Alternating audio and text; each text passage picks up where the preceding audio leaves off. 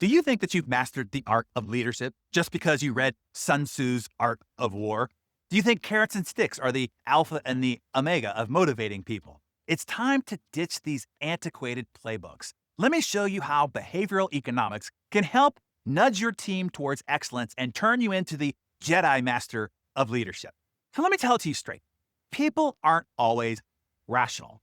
Behavioral economics, the love child of psychology and economics, teaches us just that. Forget the old school economic theory that suggests that you treat humans like perfectly logical robots. Your team members are more like Homer Simpson than Spock.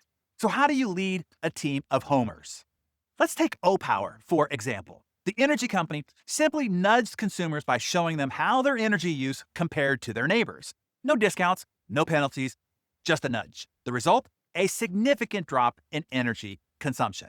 Your first nudge: use social proof to your advantage. Instead of dictating change, show how everybody else is already doing what it is that you want them to do. It's brilliant. It works at home with your kids as well.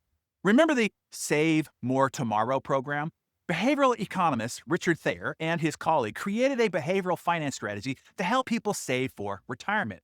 The idea is to get employees to commit saving a higher percentage of their future salary increases, thus increasing their retirement savings over time without feeling the financial burden immediately.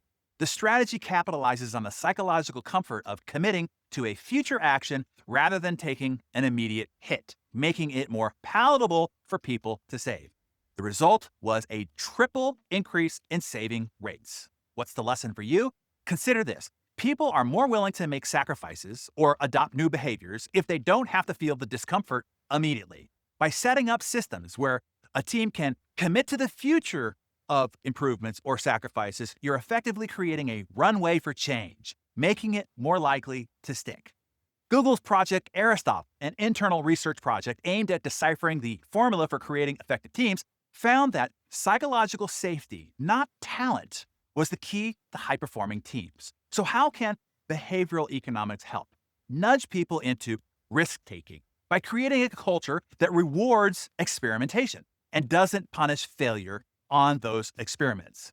Apple, too, nudges its users to adopt for healthier choices through its screen time feature. It doesn't lock you out of your phone, it just makes you aware. So how does this translate to leadership?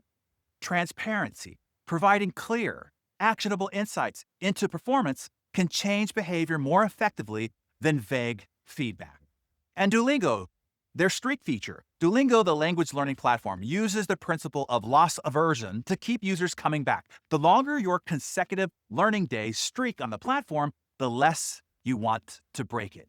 So your leadership takeaway to that is implement a system that celebrates consecutive wins or milestones, making your team less willing to break their positive behavioral streaks, thereby creating a culture that values consistency and long-term commitment. So, do you still think that a rigid hierarchy and conventional rewards are what you need for effective leadership? The smartest and most effective leaders, teachers, parents, priests, and coaches today are those who understand the quirks of human behavior and know how to nudge it for the greater good and everybody's advantage. So which of these are you going to leverage to drive positive behavior on your team or in your family or your peer circle starting today? Number one, social proof. Show, don't just tell. Let your team see the change that you want. Number two, delayed pain. Plan systems that delay pain in the future for actions taken today. Number three, psychological safety. Reward experimentation and calculated risks. Number four, transparency. Clear insights beat vague feedback every time. And number five, loss aversion. Implement a reward system to celebrate consistent wins and positive behavioral streaks. You can attempt to operate from the dark ages of leadership and be the boss who commands and tries to control, or you can be the leader who nudges their team towards excellence. It's your call, but only one approach is built for the 21st century. Are you ready to evolve? If you are, tell us that in the comments below.